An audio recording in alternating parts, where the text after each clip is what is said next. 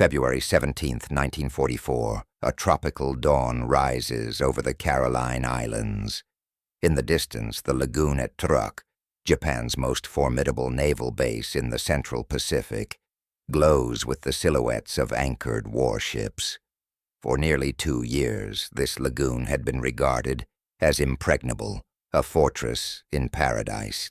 To the Imperial Japanese Navy, Truk Lagoon was the beating heart of its Pacific empire, a vast natural harbor ringed by coral atolls, home to supply depots, fuel tanks, airfields, and a forward anchorage for the combined fleet. The Americans called it the Gibraltar of the Pacific, but on this morning, that fortress is about to die. Over the horizon, a dark cloud of aircraft approaches. Task Force 58, commanded by Admiral Mark A. Mitcher, under the overall command of Admiral Raymond Spruance, 5th Fleet, 9 U.S. aircraft carriers, supported by 6 battleships, 10 cruisers, and over 40 destroyers, have crossed 1,000 miles of open ocean to strike Truk. Their objective, cripple Japan's forward fleet base, destroy its air power, and pave the way for America's Central Pacific advance. The operation bears the code name Hailstone, and within 2 days, it will turn Truk from fortress to graveyard. Inside the bridge of USS Iowa, Captain John L. McCrea watches the sea flash beneath the bow. The battleship moves at 32 knots, slicing through waters that, until hours ago, were considered untouchable. The radio crackles with reports. Carrier strikes underway, multiple hits on shipping inside the lagoon. The numbers are staggering. By mid-morning, carrier aircraft have already destroyed over 250 Japanese planes, half of them on the ground. Dozens of merchant vessels and auxiliary craft are burning. But one report catches Spruance's attention.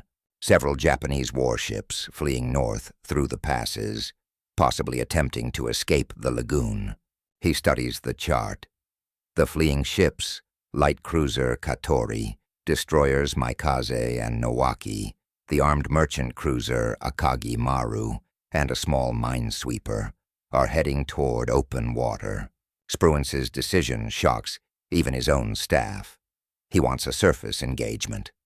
Since Pearl Harbor, the U.S. Navy's doctrine had shifted decisively toward carrier warfare.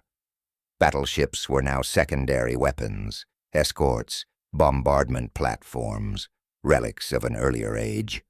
Yet Spruance, ever the tactician, senses opportunity. These crippled Japanese ships can be destroyed from the air, but he wants his battleships to do it. He wants to prove that under the right conditions, American surface forces still matter.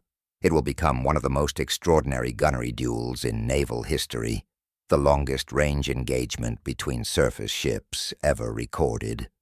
To understand why this coming encounter would shock Japanese naval thinking, we must look back. For decades, since the victory at Tsushima in 1905, the Imperial Japanese Navy had built its doctrine around a single idea: Kantai Kessen, the decisive battle. In this vision, fleets would close to within 10 to 15 miles, exchanging fire until courage and precision determined the outcome. Optical rangefinders, gunnery discipline, and fighting spirit. These were the tools of victory. Technology, to the Japanese, was an extension of spirit. Science could aid a warrior, but it could never replace him. By 1944, that philosophy was dangerously obsolete. The United States had entered a new era of mechanized warfare, guided not by instinct, but by calculation. At the heart of this transformation lay a weapon invisible to the naked eye: radar. The Mark 8 fire control radar, installed on the Iowa-class battleships, could track a moving target beyond the horizon, through darkness, fog, even rain. Connected to a mechanical analog computer called the Mark IA Rangekeeper, it continuously calculated a firing solution, the range, the bearing, the target speed and course, wind direction, air density, even the curvature of the Earth. The system predicted not where the enemy was, but where it would be by the time a shell arrived. Often more than a minute later, after traveling through the sky in a parabolic arc 7 miles high.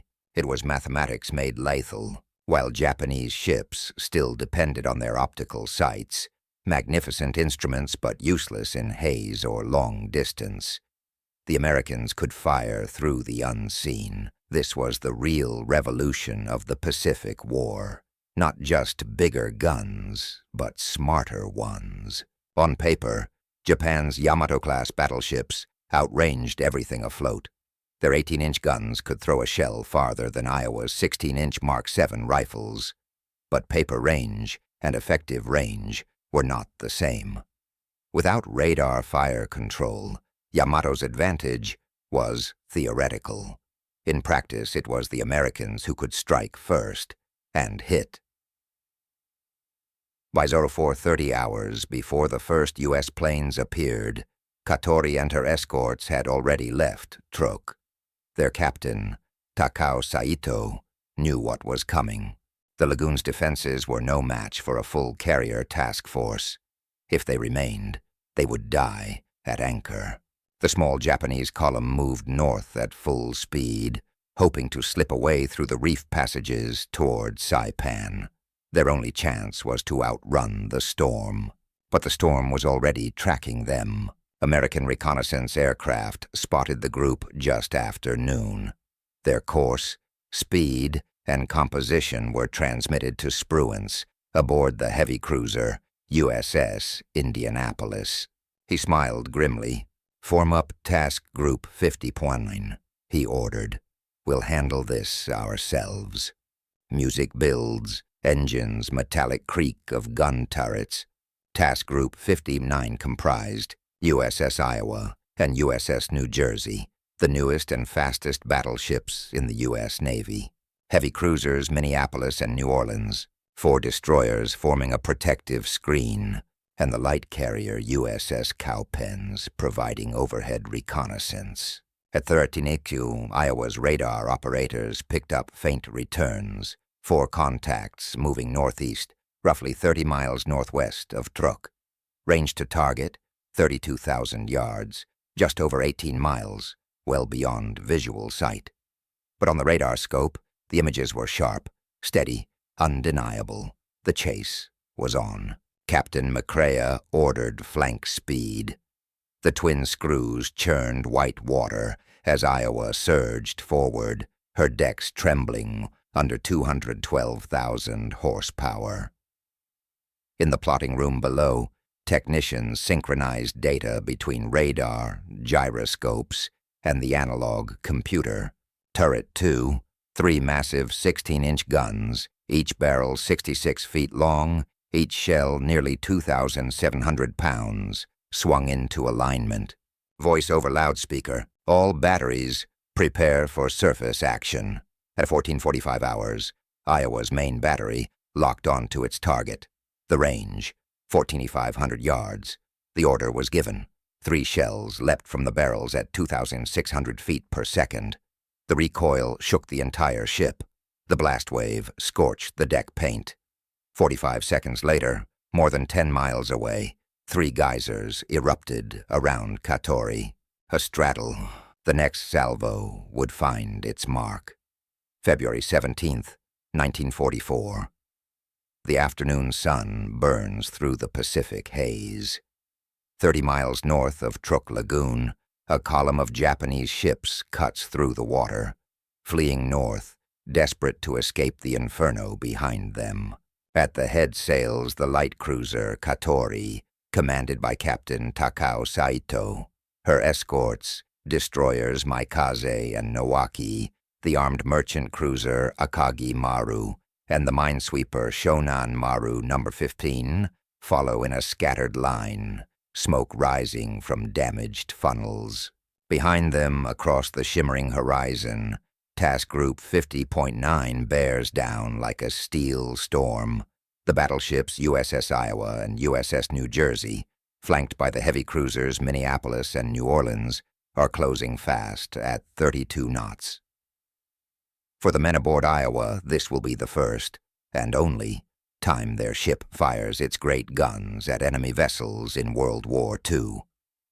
Inside Iowa's plotting room, radar operators track 4 bright blips, distinct, steady, and closing.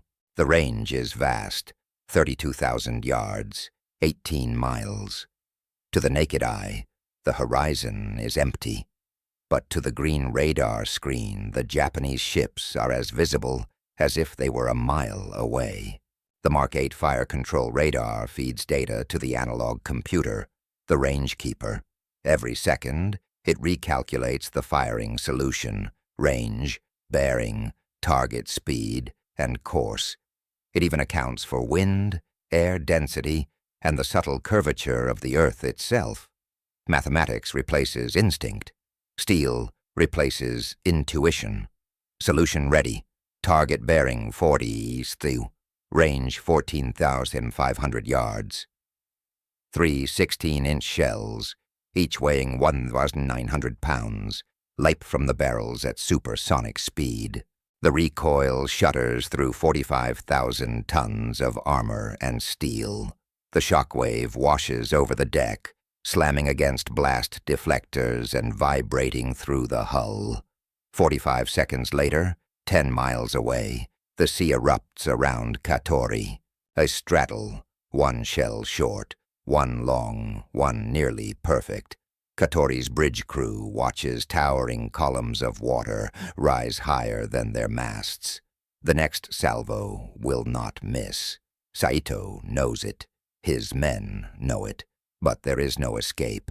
Their radarless ship cannot even see the enemy that is killing them. Optical rangefinders show nothing but the curvature of the horizon. Still, they fight. Katori's 5-inch guns open fire, tracers arcing hopelessly into empty air. A torpedo salvo leaves her port side, a final act of defiance. The long white wakes speed toward Iowa's formation and vanish harmlessly into the sea. The range is too great. The torpedoes run out long before reaching their mark. The second salvo lands. 1 shell punches through Katori's superstructure. Another detonates near her aft deck. A fireball blooms amidships. Shrapnel scythes through the bridge. Katori shudders, smoke pouring from every seam. For 11 minutes, the American battleships fire methodically, salvo after salvo, each adjusted by radar, each falling closer than the last. Target hit. Multiple secondary explosions, range holding steady. At 13:43 hours, the light cruiser Katori rolls to port, explosions tearing through her engine room. Captain Saito gives the traditional order, all hands, prepare to go down with the ship. Moments later, she capsizes and disappears beneath the waves. 300 Japanese sailors vanish with her. The destroyer Maikaze tries to come to her aid. She lays smoke, turns broadside, and fires her torpedoes in a desperate attempt to draw the Americans' attention. For a brief moment, her courage works. The great guns of Iowa and New Jersey pivot toward the new threat. Heavy cruisers Minneapolis and New Orleans join in, their 8-inch guns flashing.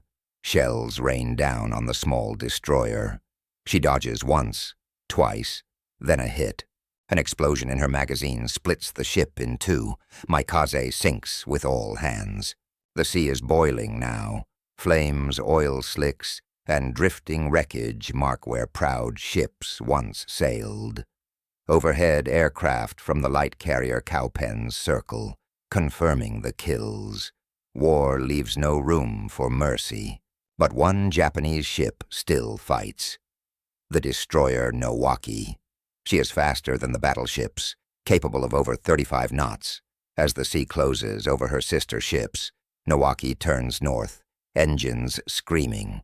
Her captain intends to save his crew and to bear witness. Iowa and New Jersey turn to pursue. The range increases, 34,000 yards, then 36,000, then 37,000, beyond sight, beyond reason. Range to target, 35,700 yards. The battleships fire again. 9 guns thunder. Shells rising in graceful arcs, nearly 7 miles high, each one a ton of steel hurtling through space. For a full minute, the ships wait. Then far to the north, massive splashes bracket the fleeing destroyer. A straddle at 35,700 yards, 20.3 statute miles. No hits, but close enough to prove the point. This is the longest-range gunnery engagement between surface ships in naval history, a record that stands to this day. Nawaki disappears into a line of rain squalls, vanishing as quickly as she came. She will escape the guns of Iowa, only to be sunk months later by American destroyers during the Battle of Leyte Gulf. Back near Truk, the slaughter continues. The auxiliary cruiser Akagi Maru, already damaged by carrier aircraft, is hit again. 3 bombs strike her deck, detonating ammunition stores. She erupts in a column of smoke that can be seen 20 miles away. There are no survivors. Moments later, the minesweeper Shonan Maru No. 15 is spotted by the American destroyer Burns. 2 5-inch shells tear her apart. She, too, disappears beneath the waves. When the shooting stops, the sea is quiet again. 4 Japanese ships lie at the bottom of the Pacific. More than 800 sailors are dead. The Americans have suffered not a single casualty. The battle lasts barely 90 minutes. A brief, almost clinical demonstration of what modern technology can do to courage, armed only with tradition. To the Japanese, this encounter will be dismissed as a skirmish, a footnote in the greater disaster of Operation Hailstone. But its implications are enormous. In those 90 minutes, radar-directed gunnery has rewritten the limits of naval warfare. Admiral Spruance's report is brief and factual. Enemy force consisting of 1 light cruiser, 2 destroyers, 1 auxiliary cruiser, and 1 small vessel engaged and destroyed. No damage to own ships. But within the quiet language of that report lies a revolution. The age of battles fought by sight and instinct is over. From now on, war at sea belongs to the unseen, to radar, computation, and cold precision. As the sun sets over the smoking lagoon, Iowa's deck crews secure the guns. The air smells of ozone and spent powder. Captain McCrea notes the time, then turns to his men. Good shooting, gentlemen. History will remember this one. February 17, 1944. While Iowa and New Jersey chased fleeing ships beyond the reef, the main force of Task Force 58 unleashed the most concentrated carrier strike yet seen in the Pacific. At dawn, waves of aircraft from 9 American carriers lifted into the sky: Essex, Intrepid, Enterprise, Yorktown, Bunker Hill, Cowpens, Monterey, Cabot, and Belleau Wood. Each deck alive with motion, each squadron briefed with a single order: destroy everything that floats. By WWII hours, the first strike groups reached the lagoon. Sunlight shimmered across the water as American pilots rolled into attack dives. Within minutes, Truk's airfields, Ayton, Param, Moen, and Doublon, were engulfed in smoke. Fuel depots exploded, sending pillars of fire thousands of feet high.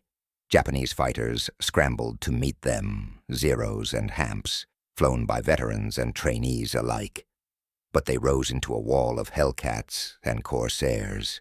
The dogfights were swift and merciless. Radar-directed American combat air patrols cut down Japan's defenders before they could form up.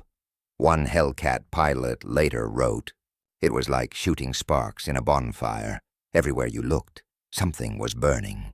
By mid-morning, 250 Japanese aircraft had been destroyed, half in the air, half on the ground. The once proud garrison of the Imperial Navy's Fourth Fleet was dying beneath its own smoke. Inside the lagoon, chaos reigned. Merchantmen and auxiliaries caught at anchor, tried to slip moorings. Tankers turned in tight circles, desperate to escape the coral-ringed harbor. But the reef entrances were few, and the sky was full of American planes. Dive bombers from Yorktown and Enterprise came in waves, each carrying 1,000-pound bombs that tore through decks and magazines. Torpedo planes, the once maligned Avengers, roared in at mast height, releasing their weapons from 800 yards, skimming just above the waves. One by one, ships vanished. The transport Ikoku Maru exploded so violently that shockwaves rocked aircraft 3 miles away. The submarine tender Heian Maru, the pride of the Truk anchorage, took 2 direct hits and rolled onto her side. The destroyer Fumizuki went down in a sheet of flame. By noon, the lagoon had become a graveyard. Observers aboard Enterprise described the scene. The entire horizon seemed on fire. Black smoke rose in columns so thick they joined above the atoll, turning day into dusk. Throughout the day, Admiral Mitcher coordinated strike after strike. When one wave landed, another was already forming up. His air groups maintained relentless pressure, cycling attacks every 45 minutes. Even as the battleships engaged north of the lagoon, carrier squadrons hunted ships trapped inside. By late afternoon, 160 Japanese vessels had been hit. 32 would never sail again. Among them, Tenryo Maru, Oite, Ikoku Maru, Heian Maru, and Katsuragi Maru, each a vital link in Japan's supply chain. The air attacks continued into twilight. Nightfall brought a new phase. Radar-guided strikes by Avengers equipped with primitive but effective ASV radar, locating ships attempting to hide among the islands. For the first time, Japan's sailors learned that even darkness no longer guaranteed safety. As the smoke drifted across the lagoon, Admiral Spruance surveyed the results from the cruiser Indianapolis. He had commanded fleets in many battles, Midway, Tarawa, the Gilberts. But even he was astonished by the scale of destruction. "We have eliminated Truk as a base," he noted in his log. "The enemy's Central Pacific position has ceased to exist." At that same moment, far to the north, the gunfire from Iowa still echoed faintly, proof that America now possessed total control of both sea and sky. For Japan, the blow was irreparable. Truk had served as the logistical heart of its South and Central Pacific operations, the hub linking Rabaul, the Marshalls, and the Marianas. It stored 360,000 barrels of fuel, thousands of tons of munitions, and housed major repair facilities. Now it was crippled beyond recovery. In a single day, the Imperial Navy lost 3 light cruisers, 6 destroyers, 32 merchant and auxiliary ships, and more than 200 aircraft. Casualties exceeded 4,500 men. American losses, 21 aircraft, approximately 100 men. The ratio was staggering, and the message unmistakable. News of the disaster reached Tokyo on February 19th. Initial reports were fragmentary, radio silence, broken messages, then confirmation. Truk was gone. Admiral Minechi Koga, Commander-in-Chief of the Combined Fleet, read the summaries in silence. He understood immediately what it meant. The Empire's defensive perimeter, carefully built over years, had been shattered in 48 hours. Officers argued that the fleet should counterattack, reclaim the initiative. Koga shook his head. "To fight," he said quietly, "we must first have ships." In his diary, a staff officer wrote, "The Pacific has become an American lake." Strategically, Operation Hailstone achieved more than any single battle since Midway. By neutralizing Truk, the U.S. bypassed the need for a costly invasion.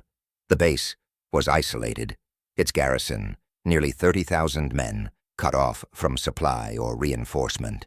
The Americans simply left it to wither. The fall of Truk opened the route to the Mariana Islands and eventually the Philippines. Within 5 months, American forces would be bombing Saipan and Guam, striking directly at Japan's inner defensive ring. In the lagoon, oil fires burned for days. Corpses drifted among the shattered hulks. Survivors on the islands watched helplessly as their fleet vanished. For those who lived through it, Hailstone was not a battle. It was an apocalypse. One Japanese warrant officer later recalled, "It was as though the sea had turned against us. Everything we believed in, the ships, the training, the spirit, was drowned that day." To American sailors flying above, it was something else entirely, proof that the long road from Pearl Harbor was nearing its end. What began in humiliation was now ending in dominance. Admiral Spruance filed his after-action report on February 20th. His tone was clinical. Enemy air power neutralized, base rendered inoperative, further strikes unnecessary. Yet behind the restrained language was quiet satisfaction. The once mighty fortress of Truk, the symbol of Japanese naval supremacy, was gone. In its place floated wreckage, fire, and silence. The lagoon that had sheltered the fleet of Yamato was now a grave. But the war was not over. Beyond the smoldering horizon lay the Philippines, the Marianas, and the road to Japan itself. The Pacific, vast and merciless, had many more battles yet to come. February 19th, 1944. Thousands of miles away from the smoke and ruin of Truk Lagoon, in the heart of Tokyo, teleprinters clatter through the night. The Naval General Staff awaits reports that no one wants to read. Coded messages arrive from Saipan, from surviving destroyers, from weather stations across the Carolines, each confirming what the Admiralty fears. The fortress of Truk, Japan's Gibraltar of the Pacific, is gone. Not damaged, not threatened, gone. The first estimates seem impossible. More than 30 ships destroyed, 200 aircraft lost, communications severed, entire squadrons unaccounted for. At first, staff officers suspect American exaggeration or simple confusion. But as radio silence drags on, disbelief hardens into dread. At dawn, Admiral Minechi Koga, Commander-in-Chief of the Combined Fleet, receives the full after-action summary. The American Fifth Fleet under Raymond Spruance has annihilated Japan's premier forward base in less than 48 hours. Carriers, battleships, and cruisers, all coordinated with precision that seems almost mechanical. Even the few Japanese vessels that escaped, Nowaki, Haguro, Matsukaze, report the same thing. The enemy fired from beyond the horizon, and every salvo found its mark. Koga gathers his senior staff. Maps are spread across the great table of the Naval General Staff headquarters. The mood is funereal. Admiral Ugaki, Yamamoto's former chief of staff, breaks the silence first. "We have underestimated their science." No one argues.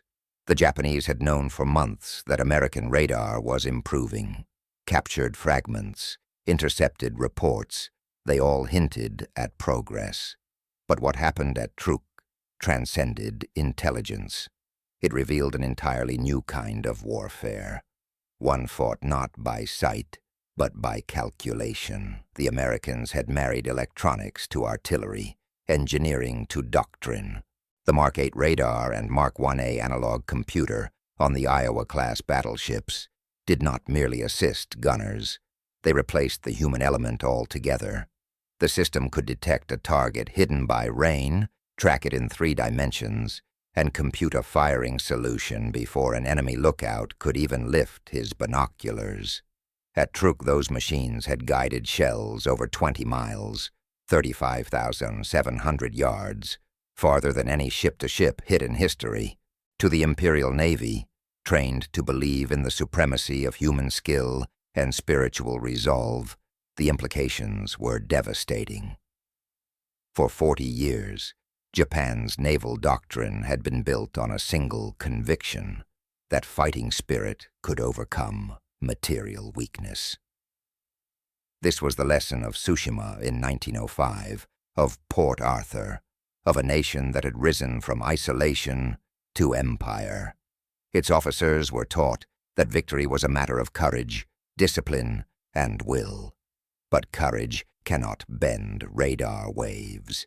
Discipline cannot outpace computation, and willpower cannot stop a shell guided by mathematics. Admiral Koga turns to his aides. "If they can see us when we cannot see them," he says quietly, "then spirit is useless." Those words mark the end of an era.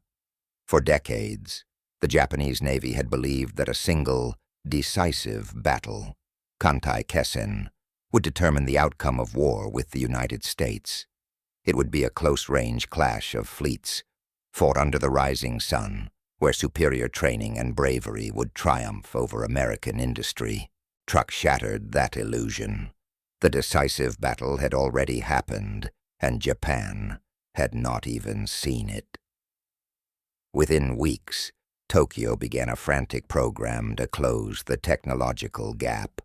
Engineers at the Naval Technical Research Institute in Yokosuka analyzed fragments of captured radar sets. Design bureaus were ordered to develop fire control systems comparable to the American Mark 1A. Blueprints were drawn for a new generation of gunnery radars, Type 33 and Type 64. But few would ever leave the prototype stage. Japan lacked the copper, the precision tools, and above all, the time. American submarines were already strangling the home islands, sinking merchant convoys faster than they could be replaced. Factories operated under blackout conditions, raw materials dwindling. By the time prototypes were completed, it was 1945, and the war was already lost. The tragedy of the Imperial Navy was not ignorance, but faith. Faith that courage could compensate for technology. Faith that the gods of war favored the bold. At Truk, that faith was tested against science and found wanting. To Admiral Koga, the message was clear. The era of the human-centered fleet was over. The future belonged to the machine. But Japan's war machine could no longer adapt fast enough. When he later briefed the Emperor, Koga's report was blunt. "We are fighting a war of the 1930s against an enemy of the 1940s. In Washington, the after-action reports from Operation Hailstone stunned analysts for a different reason. They confirmed not only Japan's defeat, but America's overwhelming mastery of technological warfare. Admiral Ernest King, Chief of Naval Operations, summarized it succinctly. "Truk has demonstrated that there is no fortress beyond our reach." Military planners understood that radar, logistics, and industrial output, not bravery, would win the Pacific War. Factories across the United States ramped up production of electronic systems, rangefinders, and analog computers. By the end of 1944, More than 1,000 radar sets equipped American warships, creating a networked fleet capable of fighting through darkness and storm alike. For Japan, the psychological damage ran even deeper than the material losses. Officers who had devoted their lives to the idea of Kantai Kessen now saw it as myth. Young midshipmen who once memorized Yamamoto's victories now studied radar equations instead of swordsmanship. The Imperial Navy's confidence, its very identity, was dissolving. A junior staff officer wrote in his diary, "We will continue to fight, but we fight without hope. The enemy's weapons are not human, they are logic itself." This sense of inevitability spread through the fleet. By the spring of 1944, Japan's commanders no longer dreamed of victory, only of delay, of honor, of buying time. The doctrine of the decisive battle was replaced by desperation.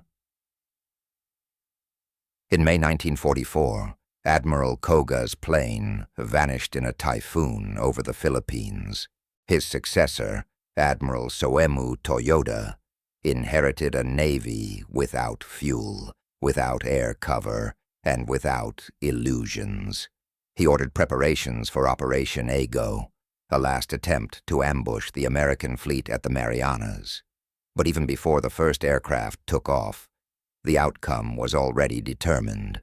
In June, the Battle of the Philippine Sea would confirm what Truk had foretold. Japanese pilots, brave and determined, were slaughtered by radar-guided American fighters. The Great Marianas Turkey Shoot, as it became known, ended Japan's ability to contest the skies. When historians speak of Operation Hailstone, they often describe tonnage lost or ships sunk, but its true significance lies elsewhere. It marked the death of an idea, the belief that courage alone could shape history. In its place rose a new paradigm, that victory belongs to those who master technology, coordination, and information. Truk was more than a battle. It was a revelation, one that echoed from the burning lagoon to the quiet war rooms of Tokyo, where men realized that their empire had already fallen, even if they could not yet admit it. February 17th, 1944. In the waters north of Truk Lagoon, two giants spoke for the last time. The USS Iowa and USS New Jersey, symbols of American naval power, had fired their great guns in anger. 9 16-inch rifles thundered across 20 miles of ocean, shells arcing high above the horizon before slamming down on their unseen targets. In 90 minutes, it was over. 3 Japanese warships destroyed, a 4th crippled, a record set that would never be broken, the longest-ranged gunnery engagement between surface ships in history. And yet, as the smoke cleared, few realized what had truly happened, not just the destruction of an enemy force, but the passing of an era. For centuries, the battleship had ruled the seas. From Nelson's victory at Trafalgar to Yamamoto's Yamato, these ships were floating empires, steel fortresses built around a simple idea. The ship that could hit hardest and take the most punishment would decide the fate of nations. Every major navy had worshipped that doctrine. Japan, more than any other. Its pride, its identity, and its prestige rested on the power of its battleships. Even in 1944, when aircraft carriers had already changed the rules of war, many admirals on both sides still measured power in inches of armor and the size of guns. At Truk, that illusion finally died. The Iowa-class battleships were marvels of engineering, faster, sleeker, and more advanced than anything before them. Each carried 9 16-inch 50 caliber Mark VII guns capable of hurling a 2,000 700-pound shell 23 miles. Their analog computers, the Mark Ia Rangekeeper, could compute firing solutions automatically, adjusting for wind, rotation of the Earth, and target motion in real time. But the technology that made Iowa deadly was also the same technology that made her kind obsolete. Because on that same day, February 17, 1944, the carriers of Task Force 58 achieved in hours what the guns of an entire fleet could not: the total destruction of Japan's Central Pacific base. Bombs, torpedoes, and radar-guided fighters had done the work of 1,000 shells. When Iowa's great guns fell silent, carrier pilots were still launching from Essex and Enterprise, their bombs turning the lagoon into an inferno. The age of the gun had met the age of the wing. From that moment on, the battleship would never again decide the fate of a war. Yet there was one nation that refused to accept this truth. In the home islands, Japan's answer to the loss of Truk was not retreat, but resurrection.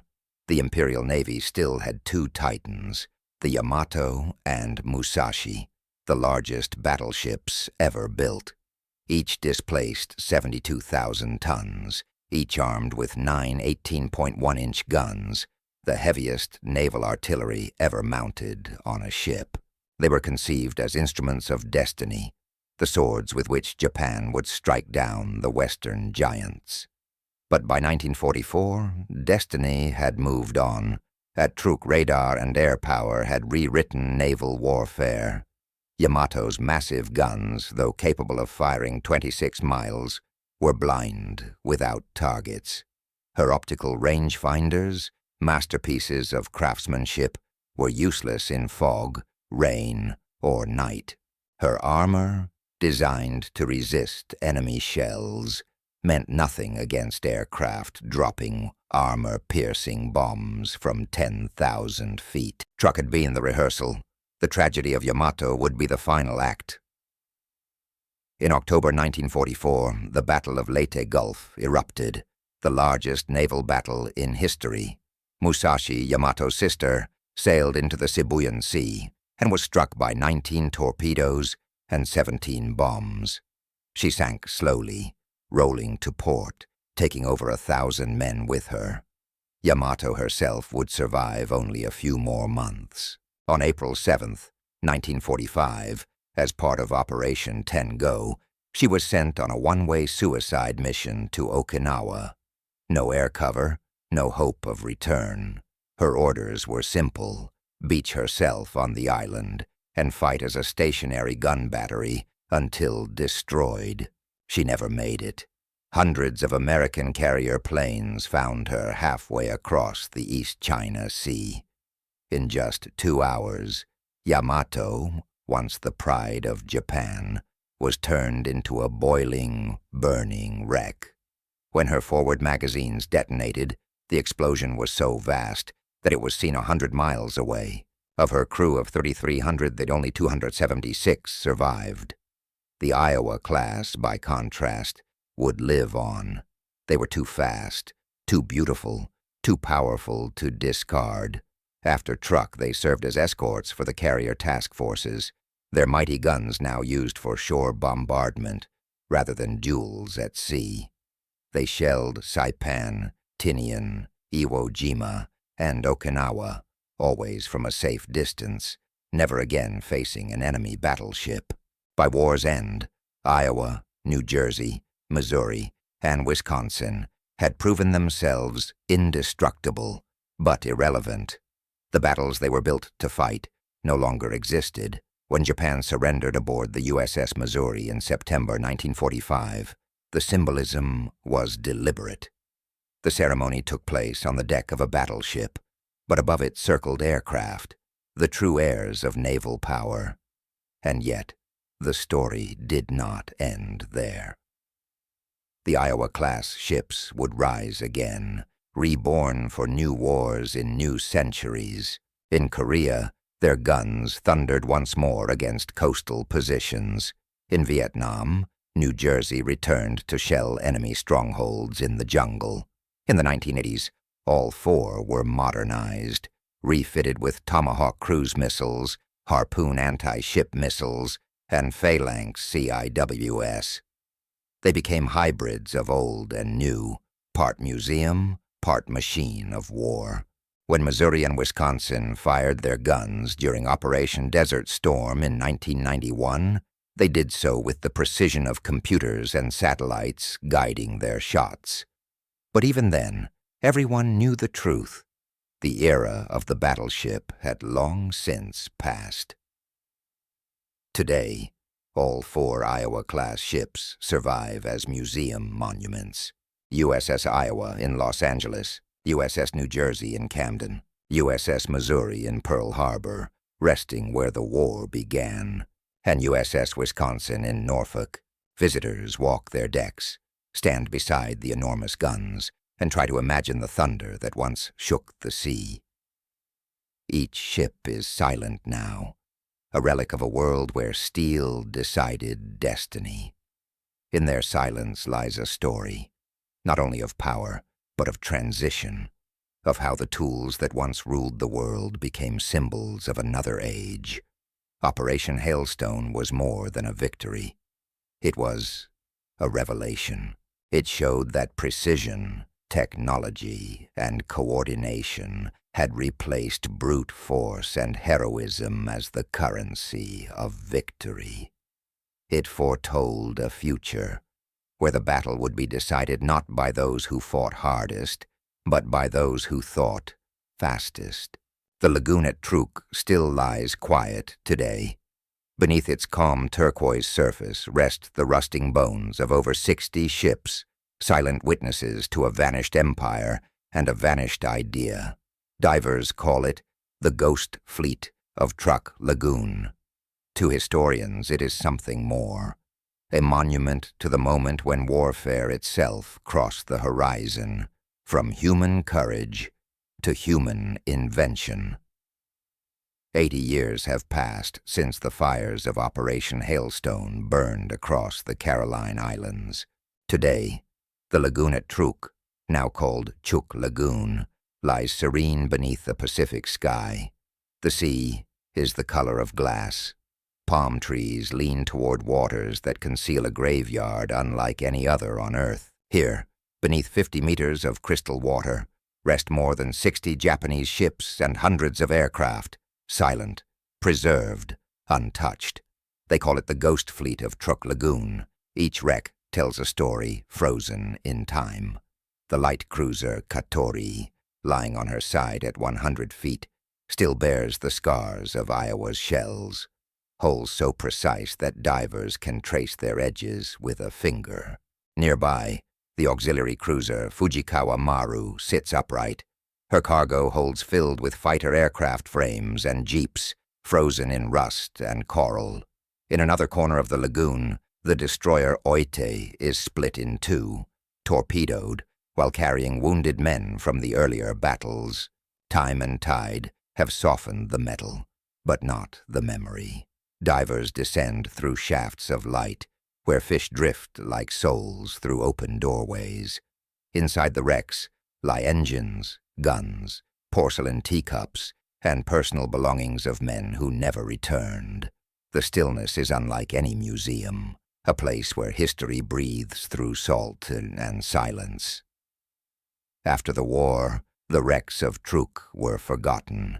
Few American sailors ever returned. For Japan, the loss was too painful to celebrate and too final to deny. The lagoon slipped into obscurity, a secret kept by fishermen and islanders. Then, in the late 1960s, a team led by Jacques Cousteau arrived aboard Calypso. Their film, Lagoon of Lost Ships, brought the world's attention to this forgotten battlefield. When Cousteau's divers descended into the holds of a sunken freighter and found human remains still at their stations, viewers around the globe saw the war not as a story of victory, but as a tragedy shared by all. Today, Truk Lagoon is one of the most important underwater heritage sites in the world, a natural museum protected by the Federated States of Micronesia. Archaeologists and marine biologists work side by side to preserve its fragile ecosystem. Coral reefs have grown over deck guns and cranes, turning machines of war into gardens of life. Sea fans wave through cargo holds once filled with bombs. Reef sharks patrol where sailors once stood watch. But beneath the beauty lies danger. Fuel and ammunition still sit sealed inside some wrecks. More than 50 million liters of oil slowly leaking into the lagoon. Environmentalists warn that these underwater time bombs could one day burst, releasing toxins into the sea. Efforts are underway to map, seal, and stabilize the wrecks before nature and time complete their work. For divers, Truk Lagoon is a pilgrimage. They come not for treasure, but for connection, to swim through corridors lit by shafts of sun, and to touch the handrails where young sailors once stood. One Japanese visitor left flowers on the bridge of Katori. He was the grandson of a crewman who never came home. When asked why he had traveled so far, he answered simply, "Because the sea still remembers." The sea does remember. Not in words, but in echoes, metal dissolving into salt, engines becoming coral, stories becoming currents. Every bubble rising from a diver's tank is a breath shared with the past. Operation Hailstone was born of war, but its legacy is peace, the preservation of what remains so that future generations may remember the cost of forgetting. In Japan, the loss of Truk is no longer a national wound, but a lesson. Naval academies teach the engagement as the moment when technology surpassed tradition. Museums display models of the Iowa and Yamato side by side, symbols of two paths that met and diverged in the Pacific. In the United States, Truk is remembered not as a battle, but as a turning point in science and strategy, a demonstration of what happens when information, engineering, and coordination converge. Each year, veterans' families visit the museums aboard the USS Iowa, New Jersey, Missouri, and Wisconsin. They stand on the decks, where young men once aimed radar-guided guns across 20 miles of ocean. They listen to the wind through the turrets and wonder how a war so vast could end in so much silence. When the light slants through the water in the late afternoon, it catches the edges of guns, helmets, and propellers, turning rust into gold. See anemones bloom in the shadow of a propeller blade. Schools of silver fish move through broken portholes like ghosts marching home. Divers say that in the quiet you can still hear the echo of war, a distant rumble like thunder beneath the waves. Maybe it's just the currents, or maybe it's memory itself refusing to die. Operation Hailstone was not just a military operation. It was a moment when the modern world was born. It marked the end of the battleship, the ascendance of the aircraft carrier, and the triumph of science over romance.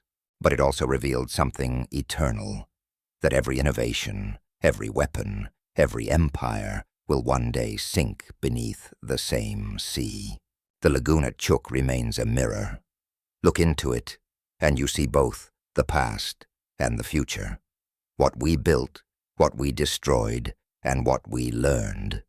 Perhaps that is the final lesson of Truk Lagoon, that beneath every victory lies loss, and beneath every loss, the possibility of remembrance.